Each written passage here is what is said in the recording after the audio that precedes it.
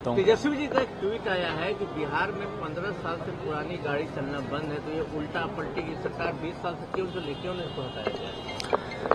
देखिए, अगर वो 15 साल की बात करते हैं तो ये 15 साल फिर उनका भी याद रहेगा सबको। जब 90 के दशक में जब उनका 15 साल था, उसमें क्या हाल था बिहार का। देखिए, हकीकत है ये इस तरीके के बातें करना, नेता प्रतिपक्ष हैं वो, कभी मुख्यमंत्री जी के ऊपर व्यक्तिगत टिप्पणी करते हैं, 15 साल की गाड़ी की बात करते हैं। आप नीतियों पे कोसिए ना, आपको जो कहना है आप नीतियों के आधार पर बातें कीजिए। इस तरीके की बातें करना, जिस पद पर वो हैं, कम से कम उस पद को, गरिमा को वो शोभा नहीं देता।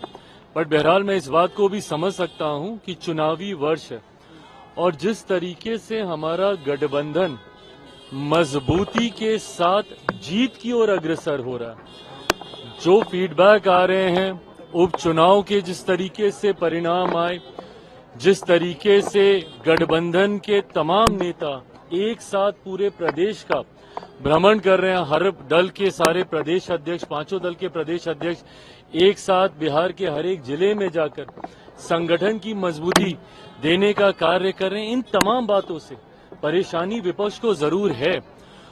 उसमें परेशानी उनकी और ज्यादा तब बढ़ जाती है जब उनके खुद के गठबंधन के भीतर कलह की स्थिति उत्पन्न हो रही है।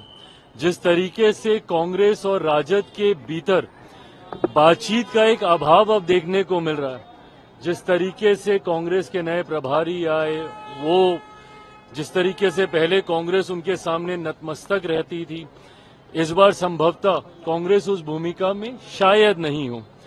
ऐसे में ये तमाम बातें कलेक्टिवली परेशान तो विपक्ष को कर ही रही हैं और इसीलिए ये सारी बातें करना, 15 साल पुरानी गाड़ी नहीं चलेगी, ये नहीं चलेगी, ये तमाम बातें जनता के हाथ में है।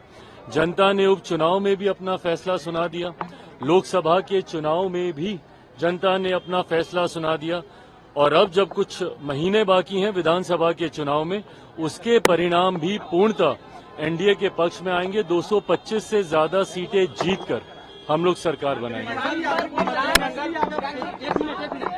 यादव ने कहा है कि कुछ बीजेपी के नेता और जेडीयू के नेता, जेडीयू के नेता मीटिंग कर रहे हैं कि निशांत राजनीति में नहीं आए। तेजस्वी यादव ने कहा, आप वेलकम करेंगे? उनको क्या पता है ये?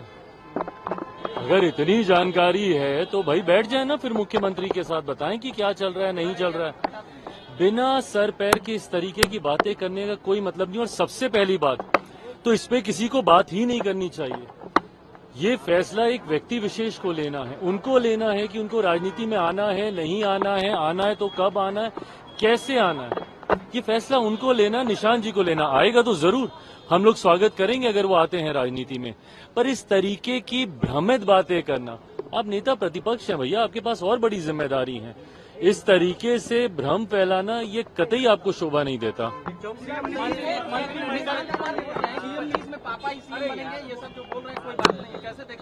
भाई बिल्कुल हम मानते हैं कि 2025 विधानसभा चुनाव परिणामों के बाद एनडीए की सरकार बनेगी, मुख्यमंत्री जी के नेतृत्व में चुनाव लड़ेंगे और वो पुनः मुख्यमंत्री बनेंगे।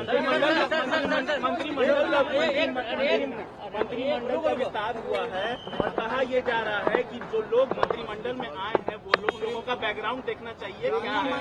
तेजस्वी यादव ने कहा है कि क्रिमिनल माइंडेड है, रिकॉर्ड देखा जाए। ऐसी बातें कम से कम इनको नहीं करनी चाहिए, क्योंकि एक उंगली अगर ये किसी और पे उठाएंगे तो बाकी की उंगलियां इन्हीं के ऊपर उठेंगी। समन अभी आया ना फिर से पूरे परिवार को।